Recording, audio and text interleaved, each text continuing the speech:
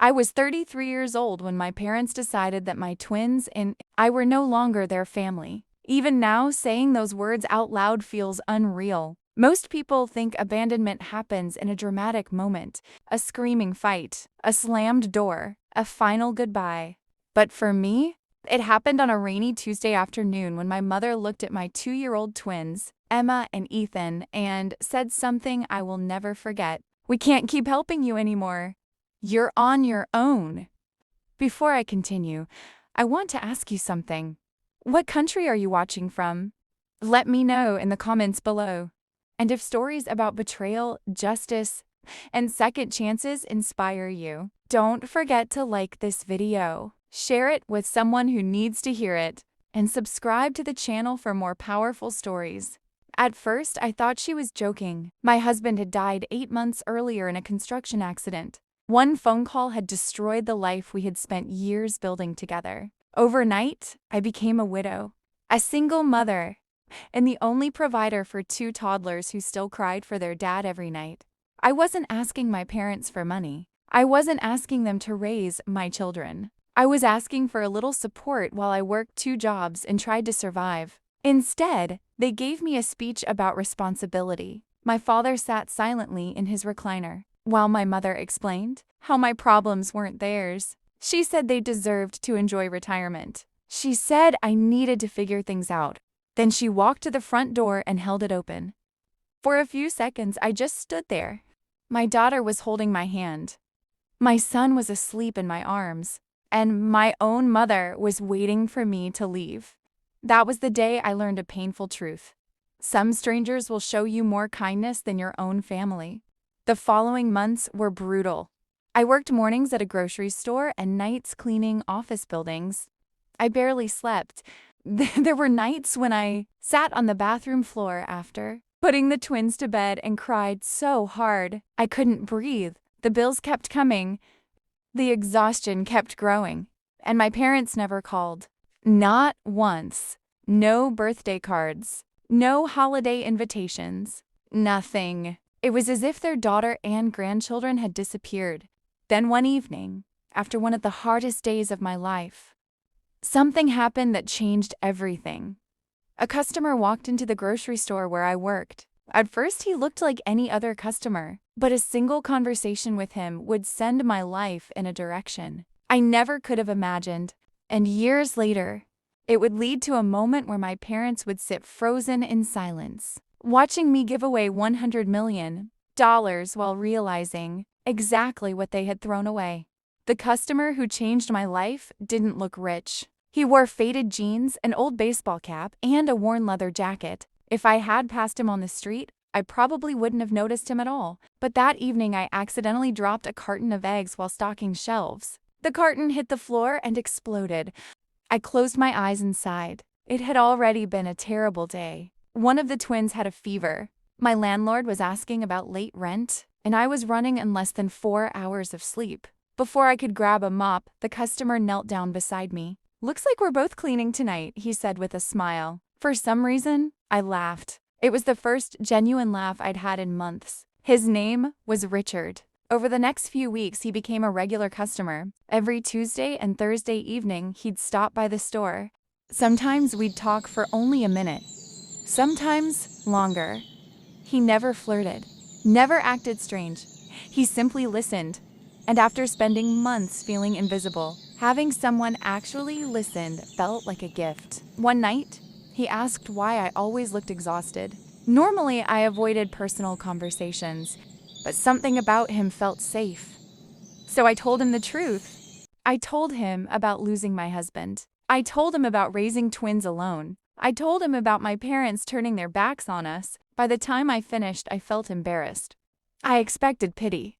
Instead, Richard nodded slowly. "You've survived more than most people ever will," he said. Those words stayed with me. A few days later, Richard asked if I'd ever considered working somewhere else. I almost laughed. I didn't have a college degree. I had no professional connections, and my life revolved around childcare schedules and survival. But Richard handed me a business card. "Call this number tomorrow. When I looked at the card, my eyes widened. It belonged to a technology company I'd actually heard of. I assumed there had been some mistake. Still, the next morning I called. 2 weeks later, I was sitting in an interview. A month after that, I had a new job. The salary was nearly double what I was earning. For the first time since my husband's death, I could breathe. I could pay rent without panic. I could buy groceries without calculating every dollar. I could take the twins to a doctor without worrying about the bill, and little by little, our lives started changing. The twins grew. They laughed more. The sadness in our apartment slowly gave way to hope. Meanwhile, my parents remained absent. Not a single call, not a single visit. Years passed. I focused on work and my children. I learned everything I could. I stayed late, took extra projects, read books after the twins fell asleep. What started as an entry-level position became a management role, then a senior leadership role. The company grew rapidly, and so did my responsibilities. One afternoon, Richard finally revealed something he had never told me. He wasn't just a customer. He was one of the company's founders. I nearly dropped my coffee. All those conversations in the grocery store suddenly made sense. When I asked why he helped me, his answer shocked me. Because I saw someone fighting harder than anyone else in that building. That answer changed how I saw myself. For years, I had viewed myself as a victim, a widow, a struggling single mother, a daughter nobody wanted. But Richard saw something different. He saw strength, and for the first time, I started seeing it too. As the company expanded, I was offered stock options. At the time, they didn't seem worth much. Most employees barely paid attention to them, but Richard encouraged me to keep every share, so I did. I held on to them through difficult years, through market crashes, through uncertainty, through moments when selling them would have solved immediate problems. And then something unbelievable happened. A major investment firm announced a massive acquisition offer. News channels covered it nonstop. Financial experts called it one of the biggest deals of the year. The value of my shares exploded almost overnight. The numbers on my screen looked unreal. I checked them again and again and again. I thought there had to be an error, but there wasn't. The struggling widow who once counted every penny was suddenly worth more money than she could comprehend. Tens of millions, then even more. When the final transaction closed, my net worth crossed a number I never imagined possible: $100 million. I sat alone in my living room staring at the paperwork that the twins, now teenagers, were doing homework at the kitchen table. Tears rolled down my face. Not because of the money, but because I remembered that rainy afternoon years earlier, the day my parents opened the door and sent us away. I thought about every night we went to sleep afraid. Every sacrifice, every humiliation, every obstacle we survived. And that's when something happened that I never expected. After nearly 15 years of silence, my parents suddenly remembered they had a daughter, and the message they sent would trigger a chain of events none of us were prepared for. The message arrived on a Sunday morning. I was sitting on the back porch with a cup of coffee while Emma and Ethan argued over whose turn it was to drive the family car. It was one of those ordinary moments I had learned to treasure. Then my phone buzzed. I glanced at the screen and froze. The sender's name was my mother. For a second, I honestly thought I was hallucinating. 15 years. 15 years without a birthday card, without a phone call, without a single question about whether her grandchildren were healthy, safe, or even alive. And now suddenly there was a message. My hands actually started shaking. I opened it. "Hi, sweetheart. We've been thinking about you. We miss you and would love to reconnect." Sweetheart. The word made me laugh out loud. Not because it was funny, because it was insulting. The woman who had held a door open and sent me away was suddenly calling me sweetheart. I showed the message to Emma. She stared at it. "Who's that?" The question hit me harder than I expected. My daughter barely remembered her grandparents. To her, they were strangers. People who existed only in old photographs. People who had chosen not to be part of our lives. I typed a response, then deleted it. Typed another one, deleted that too. Finally, I put the phone down. I wasn't angry anymore. At least not in the way I used to be. Life had moved forward. The twins were 17. They were smart, kind, and strong. Our home was filled with laughter. The people who truly loved us had already proven it. Yet, something felt strange. Why now? Why after 15 years? The answer arrived 2 days later. A former neighbor called me. During our conversation, she casually mentioned that my parents had been bragging all over town about their daughter who had become incredibly wealthy. My stomach dropped. Suddenly, everything made sense. The acquisition had been featured in business magazines. My name had appeared in several articles. The value of my shares wasn't exactly a secret anymore. They knew. And now they wanted back in. That evening, another message arrived. Then another. Then another. The messages quickly shifted from emotional to personal. My mother asked about my house. My father asked about my work. Then came questions about investments, properties, assets, trusts. The pattern became impossible to ignore. They weren't interested in me.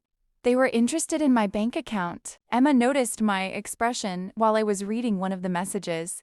"What do they want?" she asked. I handed her my phone. She read silently, then looked up. I don't even know me. I didn't know what to say. Because she was right. My parents didn't know her favorite music. They didn't know she played soccer. They didn't know she volunteered at an animals shelter every weekend. They didn't know Ethan dreamed of becoming an engineer. They didn't know anything because they had never cared enough to ask. A week later, they requested a family dinner. Against my better judgment, I agreed. Part of me needed closure. Part of me wanted to see whether they felt any genuine regret. The restaurant was upscale. When I arrived with Emma and Ethan, my parents were already seated. For a moment, I barely recognized them. They looked older, smaller, more fragile. My mother immediately stood and tried to hug me. I politely stepped back. The disappointment on her face lasted only a second. Then she smiled again. Throughout dinner, they acted as though the last 15 years had never happened. My mother talked about family values. My father talked about togetherness. They asked questions about my company, my investments, my future plans. Not once did either of them apologize. Not once. Finally, I couldn't take it anymore. I put down my fork. "You abandoned us." The table fell silent. My mother's smile disappeared. My father looked away. "You abandoned your daughter and your grandchildren when we needed you most." Nobody spoke. I continued. "For 15 years you never called. You never visited. You never asked if we were okay." My mother's eyes filled with tears. For a moment, I thought she might finally admit the truth. Instead, she said something that shocked me. "We did what we thought was best." I stared at her. What was best for who? Neither of them answered. Because there was no answer. The truth was simple. Helping us would have required sacrifice, and they hadn't wanted to make one. After dinner, Emma said something in the car that I never forgot. "They're sorry they lost access to you. They're not sorry for what they did." The wisdom in that sentence stunned me, because it was exactly right. Over the next several months, my parents intensified their efforts. They invited us to holidays, sent gifts, called constantly. Anyone looking from the outside might have believed they were trying to rebuild a relationship, but the cracks showed quickly.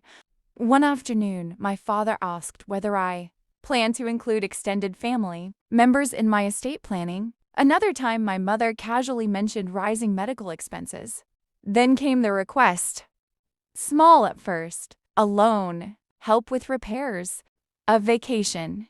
Then larger requests followed. One evening they came to my house and presented what they called an opportunity. My father unfolded several papers across my dining table. He wanted me to fund a luxury retirement property.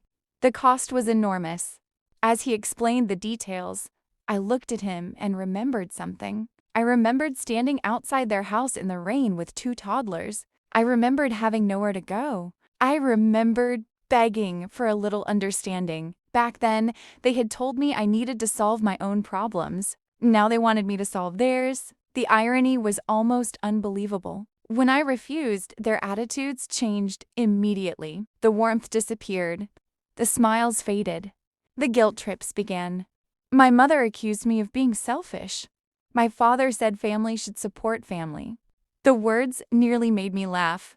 Family? They wanted to talk about family now? For years, I had imagined revenge looking dramatic. Courtrooms, public humiliation, some huge confrontation. But as I listened to them complain, I realized something important. Success had already become my revenge. The life I built without them was proof they had been wrong about me. Yet an even bigger decision had been forming in my mind. A decision that would completely change thousands of lives. For years, I had quietly supported charities focused on widows, single parents, and children in crises. Every donation reminded me of the people who had helped when my own family refused. Now, with more than $100 million at my disposal, I had an opportunity to do something extraordinary, something that would send a message louder than any argument ever could. Several months later, I announced a public event. Business leaders, community organizations, journalists, local officials, everyone wanted to know why. My parents were especially curious. They assumed I was launching a major business venture. They assumed there would be profits, recognition, power. And when they received their invitation, they eagerly accepted. What they didn't know was that the event wasn't about making money. It was about giving it away. And before that evening ended, they were going to watch $100 million leave my hands, forever, while finally understanding the true cost of abandoning their daughter and her twins. The night of the event arrived faster than I expected. The venue was packed. Journalists filled the front row. Business leaders stood near the stage. Representatives from charities and nonprofits organizations had traveled from across the country, and sitting near the center of the room were my parents. I noticed them the moment I walked in. My mother was wearing her nicest dress. My father looked proud, almost excited.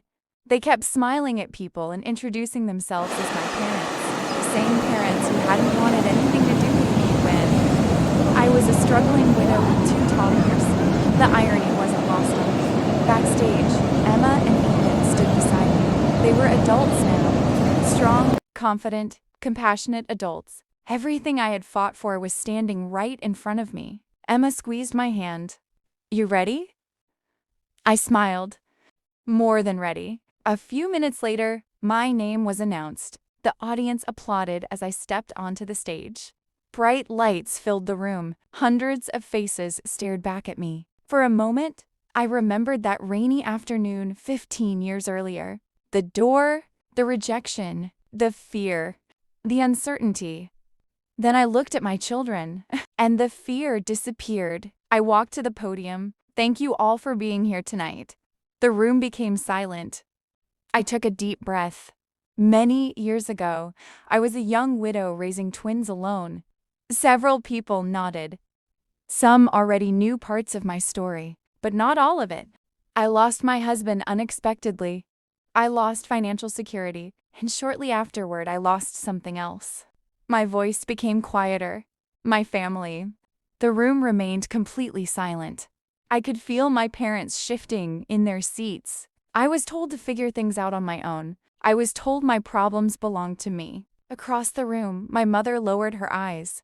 I continued. There were nights I cried myself to sleep. Nights I didn't know how I'd pay rent. Nights I worried about how I would feed my children. A few people in the audience wiped away tears because they understood. Many of them had lived through similar struggles, but something amazing happened. I smiled. Strangers helped me when family wouldn't. The audience applauded softly. And because of those people, my children and I survived. I looked toward Emma and Ethan. They smiled back. Then we did more than survive. The room erupted into applause. When it finally quieted, I revealed what everyone had come to hear. Over the years, I have been blessed with extraordinary success. A giant screen behind me displayed photographs from different stages of my journey. The grocery store, my first office, the company, my children growing up. The audience watched quietly. Then I delivered the sentence nobody expected. Tonight, I will not be announcing a new investment. People exchanged confused looks. I will not be announcing a new acquisition. More whispers spread through the room. Instead, I smiled. Tonight, I am giving away $100 million. For a second, the room was completely frozen. Then gasps erupted everywhere. Several journalists nearly dropped their pens.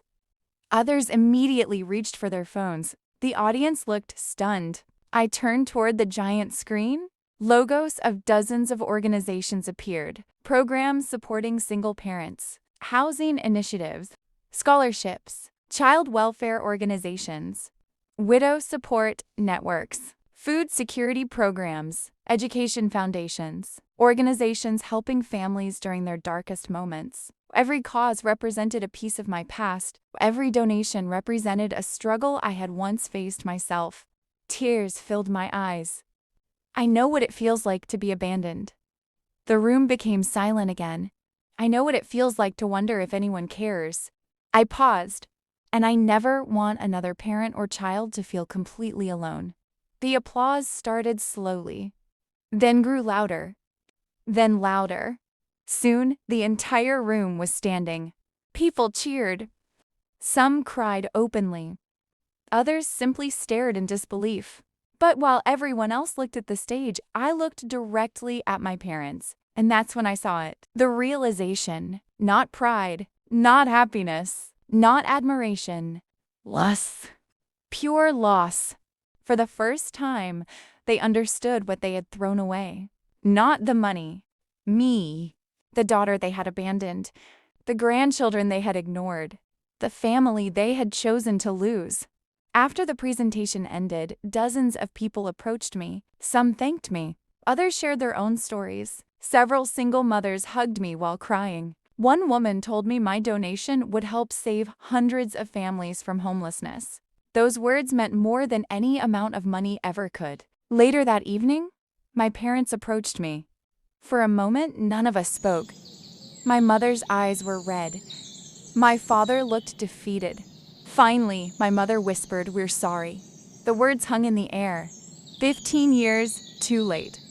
I studied their faces, and surprisingly, I wasn't angry. The anger had disappeared years ago. What remained was clarity. "I forgive you," I said softly. Both of them looked shocked. But then I continued, "I forgive you because carrying that pain no longer serves me." My mother's eyes filled with tears. But forgiveness doesn't erase consequences. Neither of them spoke, because they knew I was right. Forgiveness didn't erase 15 years. It didn't erase missed birthdays, missed graduations, missed Christmas mornings, missed memories. Those moments were gone forever. "I wish you both peace," I said. "But the life Emma, Ethan, and I built belongs to us." My father lowered his head. For once, he had nothing to say. They left shortly afterward, and that was the last meaningful conversation we ever had. Months later, the donations began transforming lives. New housing programs opened. Scholarships were awarded. Families received support. Children received opportunities they otherwise never would have had. Every update filled my heart with gratitude, because I finally understood something important. The greatest revenge isn't making someone suffer. The greatest revenge is building a beautiful life after they expected you to fail. The greatest revenge is turning your pain into purpose. The greatest revenge is proving that kindness can grow from heartbreak. Today, Emma has a successful career helping children. Ethan became the engineer he always dreamed of becoming. And every time I see them, I'm reminded of how far we've come. We were abandoned. We were underestimated. We were written off. But we refused to stay broken. And in the end, the people who walked away were forced to watch us rise. Not because we hated them, because we never gave up. And honestly, That victory was worth far more than $100 million. If you enjoyed this story, tell me in the comments, which country are you watching from? Don't forget to like this video, share it with your friends and family, and subscribe to the channel for more emotional revenge stories, inspiring journeys, and unforgettable endings. Thank you for watching, and I'll see you in the next story.